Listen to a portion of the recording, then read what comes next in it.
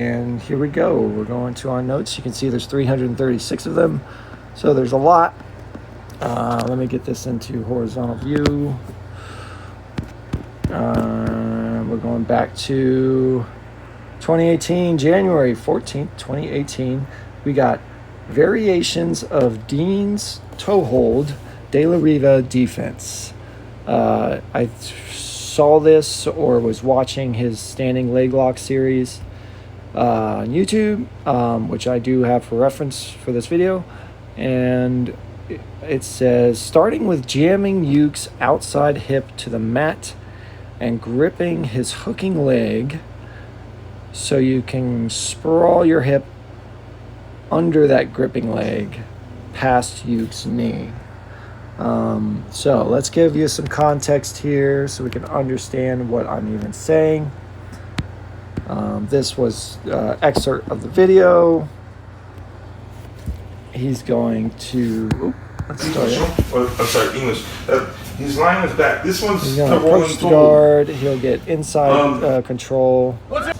Tyrone Glover was probably the most well-known guy with this move. This is an awesome video, by the way. The inescapable toe hold from De La Riva by Dean Lester. Particularly if you're a toe hold or Kneebar kind of guy. This one, this is I'm kind of definitely leaning a it great sideways. He can do De La Riva. Anyway, a lot of people run this kind of guards. They'll be in stand-up guard, and then you drive them back, and then they try this De La Riva. Right? It is super easy. Now, I'm going to say this. I have tested this aspect of it as far as,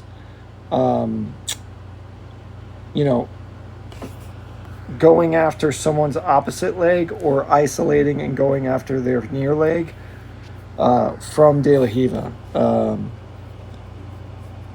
If you are comfortable with backstepping and just dropping your weight on a person, De La Riva is a really crappy guard unless they're extremely good at it. Also, just combatively, from a combative aspect, this is a sucky place to be.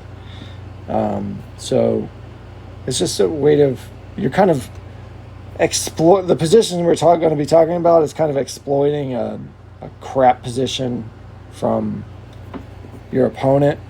So from that perspective, there's not a ton of value to it.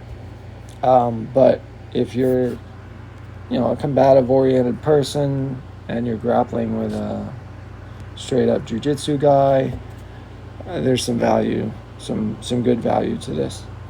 So anyway, let's get on with this. He's in trouble if he does. I'm talking too much. I cannot let him sit up for this. Keeps him down. I'm serious. He's got inside control. Now, interesting. You see how he starts to turn, almost cooking. Exposing his back to him. But Bernardo's that's helping him isolate that near side leg. Partially hooking already. It's also and even though he has killing the effectiveness of the it's still daily trapped. hook. Not yet, but it's still there. Okay. In other words, here would be ineffective. Man. He'll roll out almost every time. And again, his focus here is to go after the toe hold.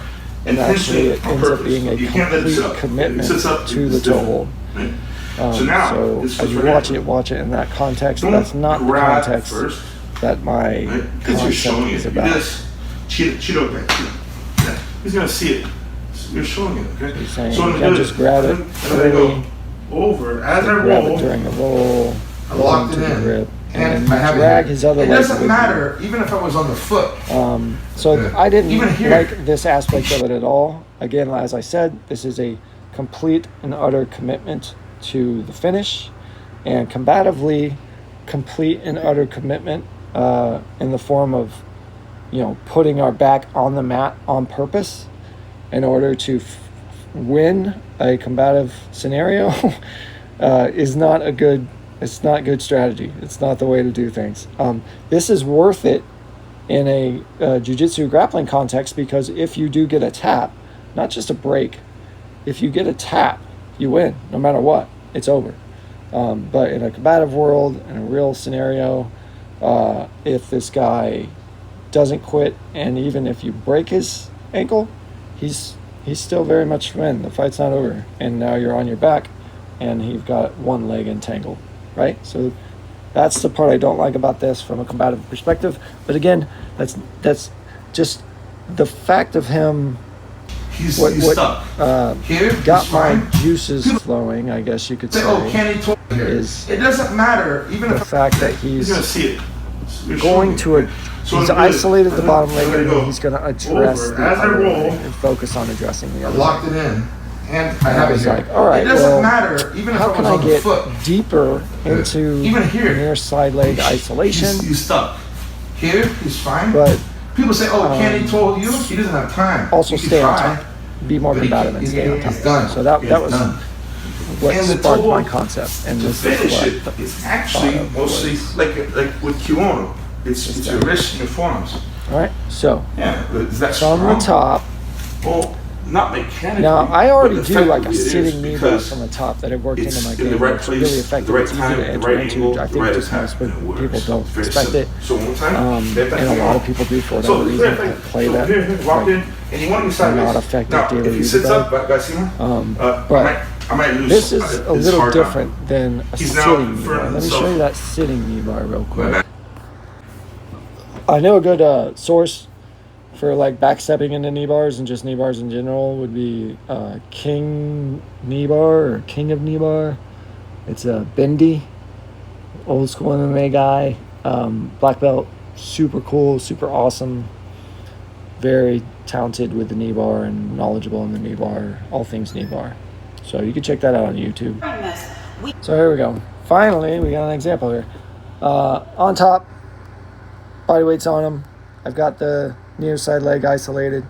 They run this King of Knee bar. They call it a Vinny control or Vinny lock control, where they grab the far leg and they drag it across, and then they will run this outside leg over it into the Vinny lock. But yeah, that's obviously really awesome to do because you're pinning that other leg that can defend any attacks you try to do. You're pinning that other leg out of the way. So really cool control. But mine, just from a simple aspect of, I've got the near side leg isolated. I've got weight on them. I'm using these connections to kind of keep them down and control them a little bit. And then whatever this leg is going to be doing, I can address it accordingly. And I have a free hand to post, right? So that's what we're talking about. And you literally just backstep into that from De La Riva. I wish I could find you an example of doing that. I'm telling you, it's super easy to do. You can find it rather easily. But anyway, so back to what we were looking at, where my difference would be in this concept is you push down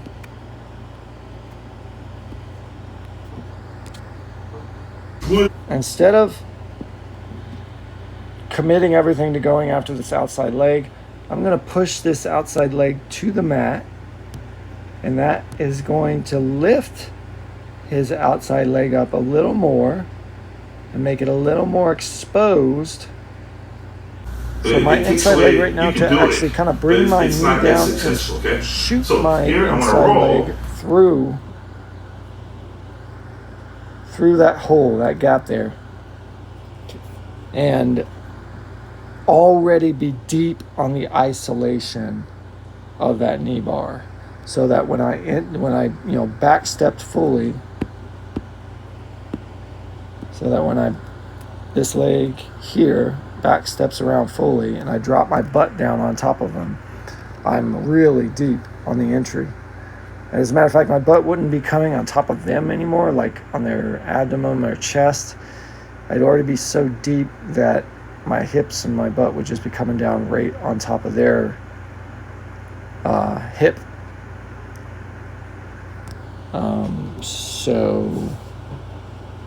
And then I have such a deep entry on that leg that I could then go into this knee bar game that we were just showing you.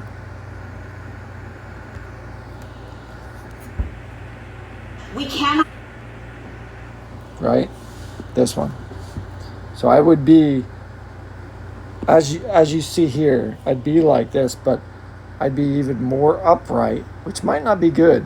Because again, I think dropping back and getting your weight on their abdomen and chest while isolating the leg is probably the better combative way to go, because you're keeping your weight on them, than dropping all the way in deep to where this knee would be on the floor and your leg would be more already committed and wrapped around that near side leg. They would be easy to drive you forward at that point, which wouldn't be an ideal position for both finishing the knee bar. It wouldn't be an ideal position for staying on top, and it wouldn't be an ideal position for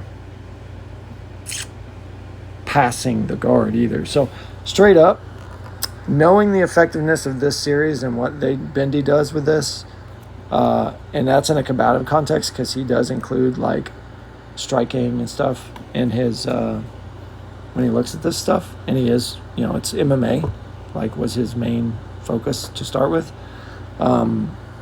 This concept is crap. It's not crap. I shouldn't say it's crap. It's great for direct isolation of a leg, but I don't have any real concern for that anymore or care for that anymore. I do like just a very simple understanding of pushing on that outside hip in order to lift the inner hip. There could be some good reasons to do that, some great reasons. So and they totally understand that and cover that in their stuff. King of Kneebar series, they will, they're controlling the leg completely, but there's plenty of times where they push it out in a way in order to, pass guard or reset their position or whatever. So I don't know if this was of value to you guys. Some of these won't, because as I revisit the thoughts and ideas, it will no longer be relevant to what my current goals are, or they will just not hold water. Maybe I'll test them on the mats and find out they don't hold water that way. Or I will just, as I did with this one right here, be able to look at it, look with a fresh mind and a couple examples, and find that it's not something that interests me anymore. So in that case, what we'll do, we will go to that and we will be rid of it. Goodbye. Sorry. And then we'll move on to the next video. I hope this was interesting to you, if not just for the thought process of, what goes on in my head and how I come up with this stuff. But yeah, y'all have a good day. Get on the mats, figure it out.